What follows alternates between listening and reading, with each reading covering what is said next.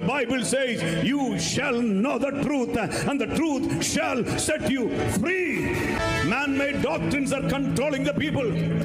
Man-made doctrines are putting people in bondage. But there is my Lord. He has come here today. The word, the truth, the life. Hallelujah. The only way to heaven. He has come here today. If the Son shall set you free, you are free indeed. Hey my child, that bondage cannot be over you anymore. కొన్ని doctrines, కొందరితో వైద్య శాస్త్రం చెప్పారు నీవు ఇలాగనే ఉంటారు, physicians చెప్పారు ఇది ఇలాగనే, ఈ ప్రాబ్లం సొల్యూషన్ లేదు, దీనికి ఇలాగనే కంటిన్యూ అవ్వాల్సి ఉన్నది, ఈ మెడికేషన్ నీవు కంటిన్యూ చేయవలసి ఉన్నది.